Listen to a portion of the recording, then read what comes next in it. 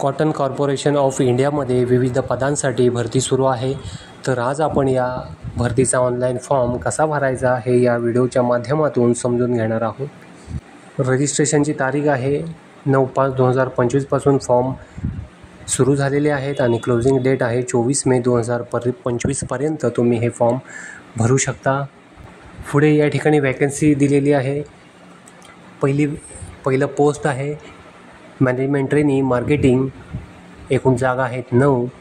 STसाठी 1 जागा आहे, OBC 2, SC 1, EWS 1 आणि UR 4. क्वालिफिकेशन या ठिकाणी आहे MBA, ॲग्रिकल्चर, बिझनेस मॅनेजमेंट किंवा ॲग्रिकल्चर. पुढची पोस्ट आहे मॅनेजमेंट ट्रेनी अकाउंट्स. एकूण जागा आहेत 7. STला 1 जागा आहे, SC 1, OBC 1, EWS 1 आणि ओपनसाठी 3 जागा आहेत. क्वालिफिकेशन आहे या ठिकाणी CA/CMA. पुढे आहे ज्युनियर कमर्शियल एक्झिक्युटिव्ह. एकूण जागा आहेत 115. SC 17, ST 9, OBC 31, EWS 12, UR 46 आणि 5 जागा आहेत त्या PWBDसाठी आहेत आणि 17 जागा आहेत त्या एक्स सर्व्हिसमॅनसाठी आहेत. क्वालिफिकेशन या ठिकाणी आहे BSc ॲग्रिकल्चर. तुम्हाला 50% BSc ॲग्रीला हवेत आणि SC ST PWD जर कॅन्डिडेट असेल तर त्यांच्यासाठी 45% अट आहे. पुढे आहे junior assistant cotton testing lab. 1 जागा आहे ती SCसाठी आहे. क्वालिफिकेशन या ठिकाणी आहे diploma in electricals instruments electronics. 50% गुणांसह तुमच्याकडे डिप्लोमा उत्तीर्ण असला पाहिजे. इलेक्ट्रिकल्स, इलेक्ट्रॉनिक्स आणि instrumentation. SC ST PWD candidate जर असेल तर 45% या ठिकाणी अट आहे. या ठिकाणी एज दिलेला आहे 18 ते 30 वयापर्यंत. SC STसाठी 5 वर्ष सूट आहे आणि OBCसाठी 3 वर्ष सूट आहे. ॲप्लिकेशन फी या ठिकाणी दिलेली आहे. जनरल, EWS आणि OBCसाठी एकूण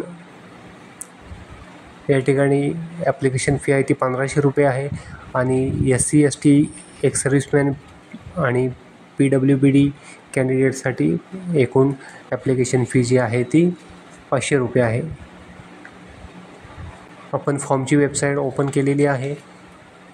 या वेबसाईटवरती आल्यानंतर वेबसाईटची लिंक डिस्क्रिप्शनमध्ये आहे. यावरती क्लिक करून तुम्ही या वेबसाईटवर येऊ शकता. आपण नवीन रजिस्ट्रेशन करणार आहे म्हणून रजिस्टर याच्यावरती क्लिक करून घ्यायचं.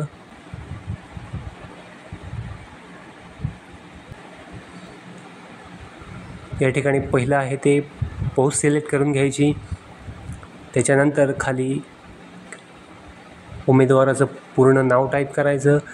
नाव जे आहे ते 10वीच्या सर्टिफिकेटप्रमाणे या ठिकाणी टाईप करायचं आहे. नंतर मोबाईल नंबर टाकून घ्यायचा. परत कन्फर्ममध्ये एकदा मोबाईल नंबर टाकायचा. जर एखादा अल्टरनेट नंबर असेल तर तो अल्टरनेट नंबर टाकू शकतो. ईमेल ID टाकायचा. कन्फर्म ईमेल ID परत एकदा ईमेल ID टाकायचा आणि OTP जनरेट OTPवरती क्लिक करून घ्यायचं.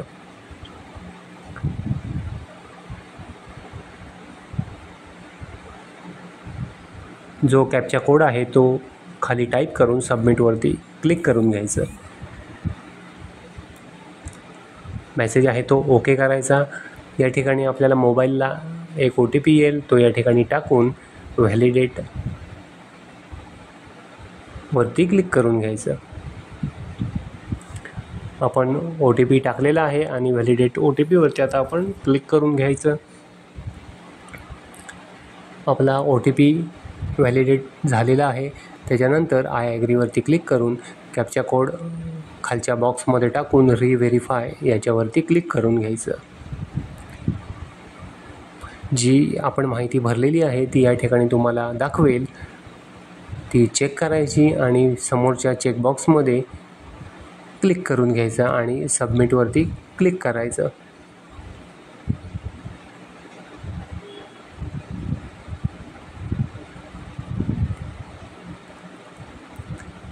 एक मेसेज येईल, the information once submitted can not be modified, click on okay if you have verified the information. एकदा सबमिट केल्यानंतर जी माहिती आहे ती त्यामध्ये काहीही बदल होणार नाही.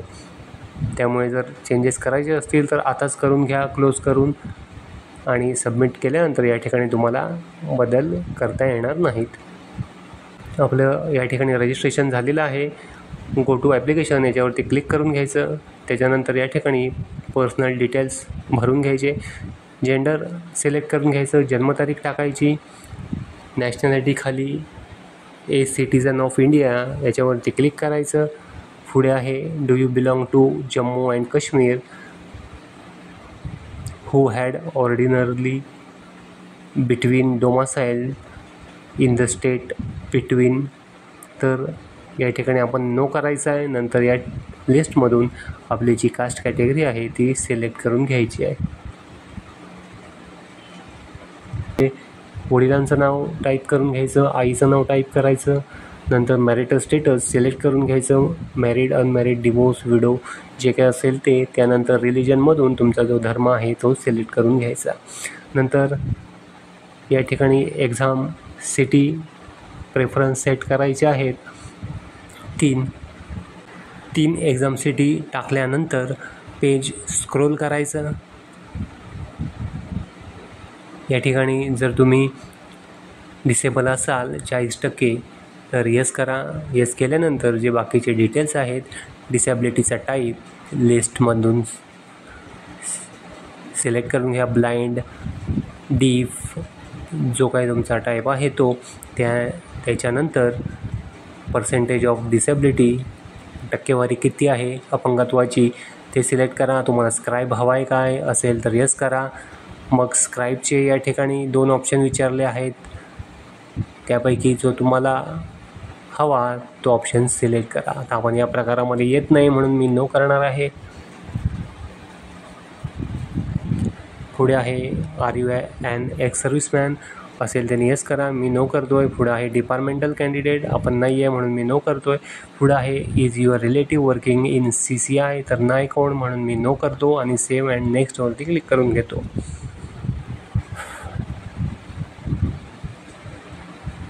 या ठिकाणी मेसेज येईल, डेटा सेव्ह सक्सेसफुली, ओके करायचा. पूर्ण पत्ता या ठिकाणी टाकून घ्यायचा. कंट्री इंडिया, स्टेट महाराष्ट्र टाकायचं आणि तुमचा जो जिल्हा आहे तो जिल्हा टाकायचा, तालुका टाकायचा, पोस्टल पिनकोड टाकायचा. त्याच्यानंतर करस्पॉन्डन्स ॲड्रेस आणि परमनंट ॲड्रेस जर सेम असेल तर येसवरती या ठिकाणी क्लिक करायचं. Is permanent address same as correspondence address. जर नसेल, वेगवेगळे असतील तर मग नो करून परमनंट ॲड्रेस सेपरेट वेगळा टाकायचा. झाल्यानंतर सेव्ह अँड नेक्स्टवरती क्लिक करायचं. या ठिकाणी आपल्याला 10वीचे डिटेल्स ॲड करायचे आहेत, 12वीचे डिटेल्स ॲड करायचे आहेत आणि डिग्रीचे डिटेल्स या ठिकाणी ॲड करायचे आहेत. पहिलं आहे नेम ऑफ बोर्ड, 10वीचं जे बोर्ड असेल तुम्हाला त्या बोर्डाचं नाव टाईप करा. डेट ऑफ पासिंग या ठिकाणी टाकायची, शाळेचं नाव टाकायचं, सब्जेक्ट टाईप करायचे. नंतर 10वीला आपल्याला पर्सेंटेज होते म्हणून ते सिलेक्ट करायचं आणि कितीपैकी किती मार्क पडले ते या ठिकाणी टाईप करून घ्यायचे. सेम 12वीला जे बोर्ड असेल तुम्हाला त्या बोर्डचं नाव या ठिकाणी टाईप करा. डेट ऑफ पासिंग सिलेक्ट करून घ्या, शाळेचं कॉलेजचं नाव टाईप करा, सब्जेक्ट या ठिकाणी टाईप करायचे. नंतर पर्सेंटेज सिलेक्ट करून घ्यायचं आणि 12वीला कितीपैकी किती मार्क होते ते या ठिकाणी टाईप करून घ्यायचे. पुढे पर्सेंटेज कॅल्क्युलेट होऊन येतील. नंतर आहे डिग्री या ठिकाणी सिलेक्ट करायची. BSc ॲग्रिकल्चर तुमची जी कुठली असेल, ऑदर असेल तर मग ऑदर करायचं. नंतर युनिव्हर्सिटीचं नाव, डेट ऑफ पासिंग, पर्सेंटेज असेल तर पर्सेंटेज किंवा CGPA. तर या ठिकाणी CGPA सिलेक्ट केल्यानंतर तुम्हाला टोटल CGPA आणि ऑप्टेन CGPA या ठिकाणी टाकायचं आहे.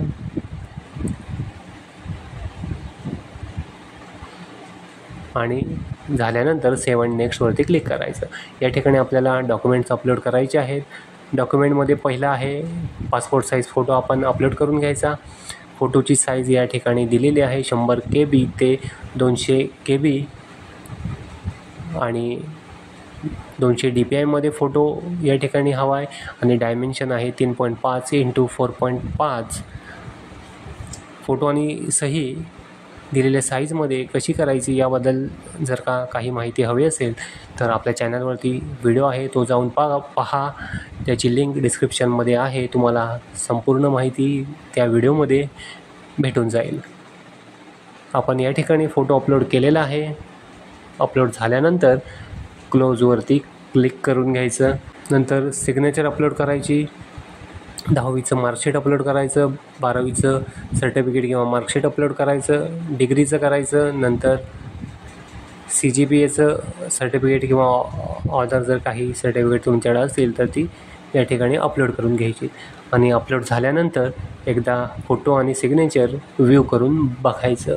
खाली स्क्रोल करायचं, पेमेंट मोड या ठिकाणी ऑनलाईनवरती क्लिक करायचं आणि डिक्लेरेशनवरती या ठिकाणी चेकबॉक्समध्ये क्लिक करायचं वाचून.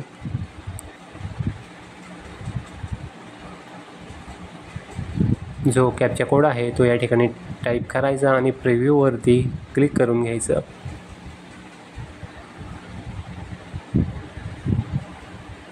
जी काही तुम्ही भरलेली माहिती असेल ती समोर या ठिकाणी दिसेल.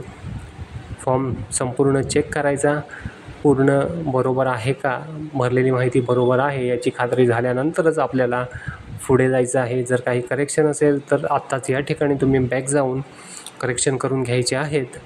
पुढे सबमिट केल्यानंतर करेक्शन होणार नाही. या ठिकाणी मी ओके करतो. पूर्ण भरलेली माहिती आपली बरोबर आहे आणि सबमिटवरती क्लिक करून घ्यायचं. Please view photo before submit. Photo आणि सही व्ह्यू करायची राहिली आहे तर ते मी करून घेतो आणि सबमिटवरती क्लिक करतो.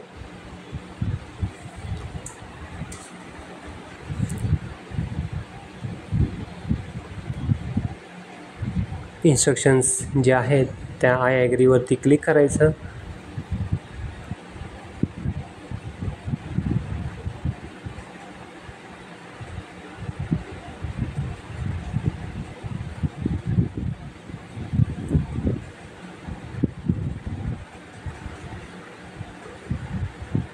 ओपन झालेली आहे. या ठिकाणी नेट बँकिंग जर असेल तर त्याने पेमेंट करू शकता किंवा डेबिट कार्ड, क्रेडिट कार्ड याने सुद्धा या ठिकाणी तुम्ही पेमेंट करू शकता.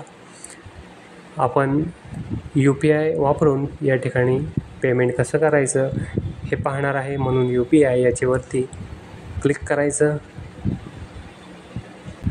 क्लिक केल्यानंतर या ठिकाणी QR वरती क्लिक करायचं आणि कन्फर्मवरती क्लिक करून घ्यायचं. या ठिकाणी QR जनरेट होईल. हा जो QR आहे तो कुठल्याही UPI ॲपमधून स्कॅन करून घ्यायचा आणि पेमेंट करून घ्यायचं. पेमेंट झाल्यानंतर पेमेंटची स्लिप आणि फॉर्मची प्रिंट ही काढून ठेवायची. तर या व्हिडिओमध्ये इतकंच होतं. आशा करतो व्हिडिओ समजला असेल. व्हिडिओ समजला असेल तर व्हिडिओला लाईक करा, शेअर करा आणि आपल्या चॅनलला सबस्क्राईब करा. धन्यवाद.